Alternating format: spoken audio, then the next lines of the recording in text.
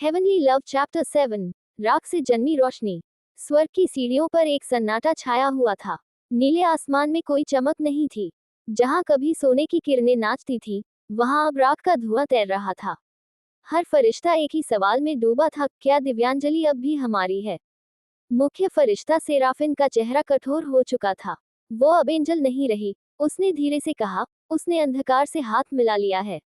एक और फरिश्ता बोला, लेकिन सेराफिन, अगर उसमें अभी भी थोड़ी सी रोशनी बाकी हो, तो हमें उसे बचाना चाहिए। नहीं, सेराफिन की आवाज गूंज उठी। जो प्रेम शैतान से जुड़ जाए, वो रोशनी नहीं बचती, वो आग बन जाती है। सेराफिन ने अपने विशाल पंख फैलाए। आज से ऑपरेशन प्योर स्काई शुरू होगा। दिव्यांजलि को या तो लौटना होगा या मिट जाना होगा। दूसरी ओर, नर्क और स्वर्ग के बीच फैले मध्यलोक में, राख और धुंध की वह घाटी जहां कोई भी आत्मा बिना दर्द के नहीं टिक सकती, वहां खड़ी थी दिव्यांजलि। उसके आधे पंख सफेद थे, आधे काले। उसके चेहरे पर आंसू थे, लेकिन आंखों में एक नई चमक। तो यही है मेरा सच, उसने बुदबुदाया।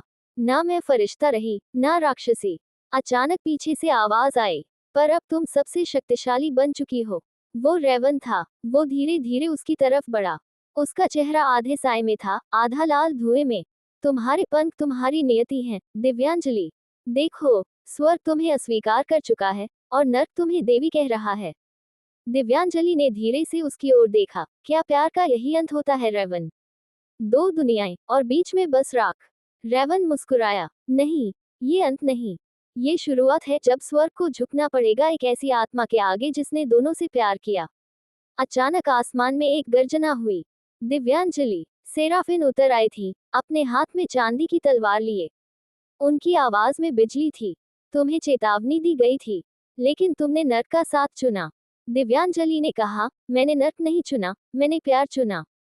सेराफिन हंस पड़ी। प्यार? वो जो राक्षसों के बीच पनपा, वो जो नियम तोड़ता है। रेवन आगे बढ़ा। अगर प्यार गुनाह है, तो मैं वो गुनाह 100 बार करूंगा। दोनों की आंखें टकराईं। स्वर्ग की पवित्र रोशनी और नर्क की गहरी आग के बीच बिजली दौड़ गई। सेराफिन ने तलवार घुमाए, और एक तेज किरण दिव्यांजलि की ओर छोड़ी। लेकिन उसी पल दिव्यांजलि के पंख फैल गए। सफेद और काले पंखों ने मिलकर एक ढाल बना ली। चमक इतनी तेज थी कि पूरे मध्यलोक की धरती कांप उठी। जब धुआं छटा, तो सबने देखा, सेराफिन पीछे जा गिरी थी। दिव्यांजलि का चेहरा अब शांत नहीं था। वो शक्ति में बदल चुकी थी। अब मैं वो फरिश्ता नहीं जो आदेश माने। मैं वो हूँ जो अपना स्वर्ग बनाएगी।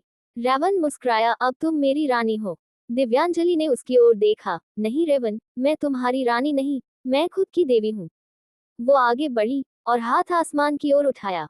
बिजलियां चमकी, और एक नई शक्ति प्रकट हुई।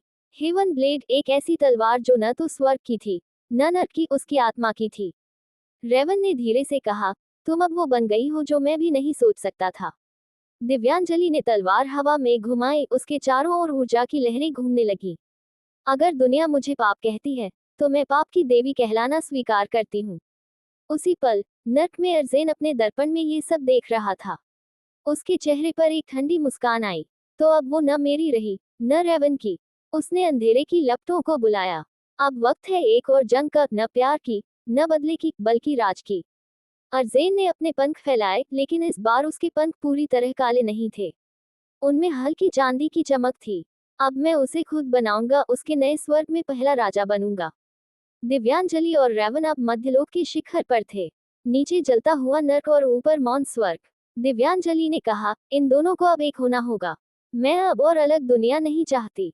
रेवन ने उसकी हथेली थामी। और अगर ये मिलन सब कुछ जला दे तो वो राख भी हमारी कहानी लिखेगी। दिव्यांजलि ने हेवन ब्लेड को आसमान में उठाया। ऊपर की रोशनी और नीचे की आग एक दूसरे की ओर खींचने लगी। धरती फटी, बिजली गिरी, और एक अद्भुत नजारा बना। स्वर्ग और नर्क की सीमाएं धुंधली हो गईं। सेराफिन ने ऊपर से देखा, वो क्या कर रही है। उनकी आंखों में भय था। वो संतुलन बिगाड़ देगी। अगर ये रेखा मिट गई, तो पूरी सृष्टि बदल जाएगी। लेकिन अब कुछ नहीं रुक सकता था। दिव्यांजलि के पंख फैल चुके थे, और उसकी आंखों में हजारों सितारों की चमक थी। उसने धीरे से कहा, अब ये सृष्टि मेरी होगी, न किसी नियम की, न किसी प्रभु की। रेवन उसके पीछे खड़ा था, उसके पंखों के नीचे। मैं तुम्हारे साथ हूँ, चाहे ये जंग हमें नष्ट ही क्यों न कर दे। और फिर दोनों ने एक साथ अपनी ऊर्जा छोड़ी। आसमान चटक गया। धरा कांप उठी और सृष्टि के इतिहास में पहली बार स्वर्ग और नर्क की सीमा टूट गई। अचानक चारों ओर सन्नाटा छा गया, बस राख, धुआं और नीली रोशनी। रेवन जमीन पर गिर पड़ा। दिव्यांजलि, उसने धीमे से कहा। वो उसके सामने खड़ी थी, उसके पंख अब पारदर्शी हो चुके थे। ये शक्ति बहुत भारी है, रेवन। रेवन ने उसकी ओर देखा। तुम रुक नहीं सकती। अगर तुम रुकी तो ये नया संसार नष्ट हो जाएगा। उसने मुस्कुराते हुए कहा, फिर मैं रुकूंगी नहीं, लेकिन शायद अब मुझ में लौटने की जगह नहीं बचेगी। वो आगे बढ़ी, आसमान की ओर उड़ान भरी। उसकी हर सांस में रोशनी थी, हर आंसू में आग। ऊपर से सेराफिन चिल्लाई, दिव्यांजलि, मत करो ये। लेकिन वो अब सुन नहीं रही थी। वो उस बिंदु पर पहुंच चुकी थी जहां कोई एंजल नहीं गया था। द हार्ट ऑफ हेवन, वो जगह जहां खुद रचना की आत्मा सोती थी।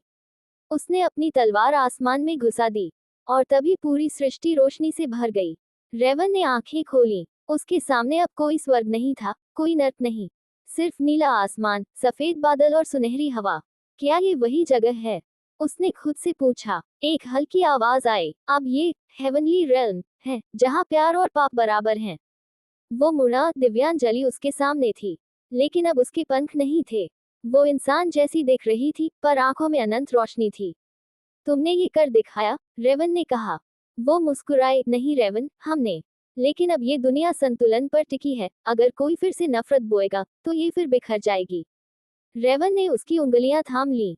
तो मैं अपनी हर सांस से प्यार बोऊंगा। और फिर पहली बार स्वर्ग, नर्क और इंसान की दुनियाओं में एक साथ बारिश हुई। हर आत्मा ने ऊपर देखा और कहा, एक नई देवी ने जन्म लिया है, दिव्यांजलि, प्रेम की रक्षक। चैप्टर 7 का अंत, सस्पेंस। लेकिन जब दिव्यांजलि और रेवन मुस्कुराए, तो दूर किसी गहरे साए में अर्जेन खड़ा था। उसकी आंखों में अब एक नई आग थी। तुमने स्वर्ग को जोड़ा, लेकिन मेरे भीतर का नर्क अब जाग चुका है। Fire to be continued in chapter 8। नर्क का उत्तराधिकारी, फायर।